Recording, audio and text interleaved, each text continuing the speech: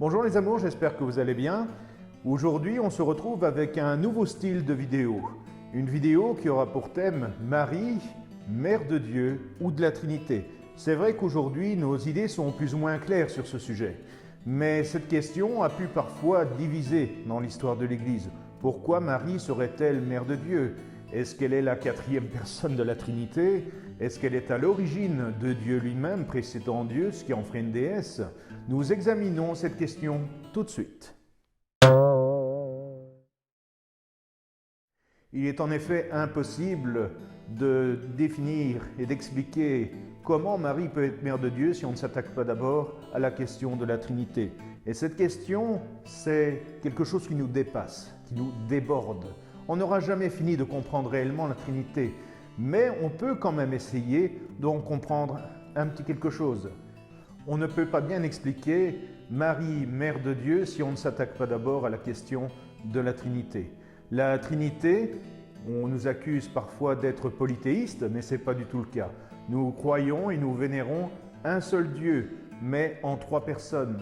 Ces trois personnes, en fait, partagent la même nature, c'est-à-dire le même être profond.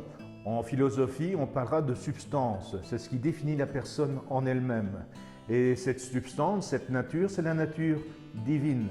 Une nature divine qui est partagée par ces trois personnes et qui, en quelque sorte, font qu'elles sont d'égale dignité. Mais comment définir trois personnes différentes si elles partagent la même nature, si elles sont d'égale dignité?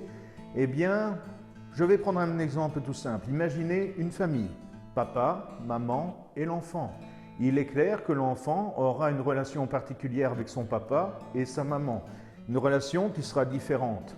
Si le père, je vais prendre quelque chose d'un peu cliché, représente l'autorité et la maman la tendresse, la façon de l'enfant d'entrer en relation avec ses parents, avec son papa et sa maman, sera tout à fait différent en fonction du parent qu'il a devant lui. Eh bien, on peut transposer ce principe au niveau de la Trinité. La Trinité, nous avons donc ces trois personnes qui vont se distinguer non pas sur l'être, puisqu'ils se partagent le même être, la même nature, ils vont se distinguer en fonction des relations qu'ils ont les uns avec les autres. Et nous aurons pour chaque personne une relation différente. On examine tout ça par écrit, ce sera beaucoup plus simple avec un petit schéma.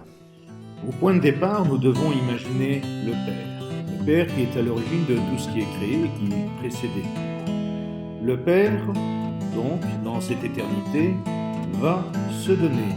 Et qu'est-ce qu'il va donner? Il peut donner que ce qu'il a. Il va se donner lui-même. Comme Dieu se donne lui-même, devant lui, il va avoir un autre lui-même, c'est-à-dire une personne qui lui est semblable en tout, qui est le Fils.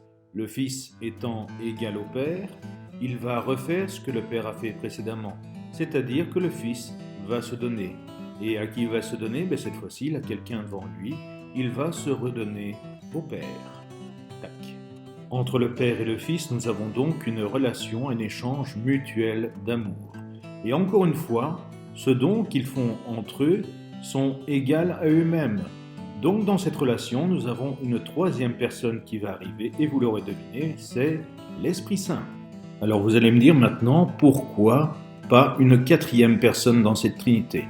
Encore une fois, je vous le disais, comme ils sont de même nature, la seule différence qu'il va avoir entre chaque personne, c'est la qualité de la relation, donc la façon dont ils vivent en relation.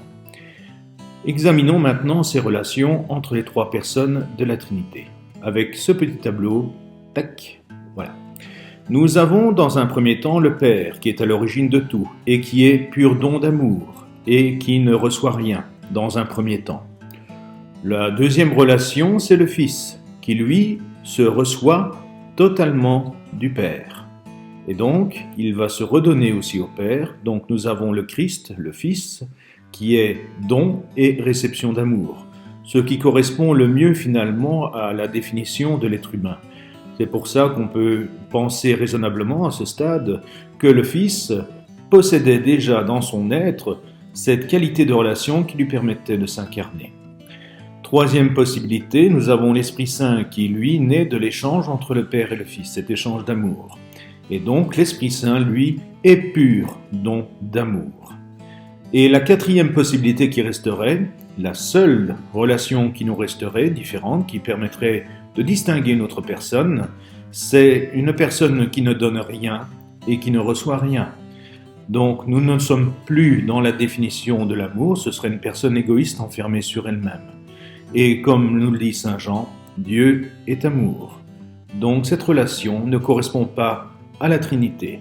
Et elle correspond encore moins à la Vierge Marie, qui lui a été total don dans son oui. Voilà, nous venons de voir les différentes relations qu'il y a entre les personnes divines et pourquoi Marie, finalement, ne peut pas être la quatrième personne de la Trinité. Marie est purement humaine et c'est ce qui permet à Dieu d'entrer dans le monde et ainsi d'envelopper toute l'humanité dans le salut, puisque Marie, comparée à la désobéissance d'Ève, prononce un oui, oui à Dieu, oui qui est obéissance et don total à Dieu.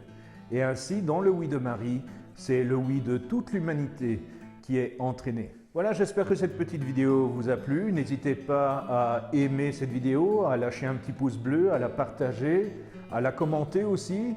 Et on se retrouve bientôt pour de prochaines vidéos, pour de prochains lives.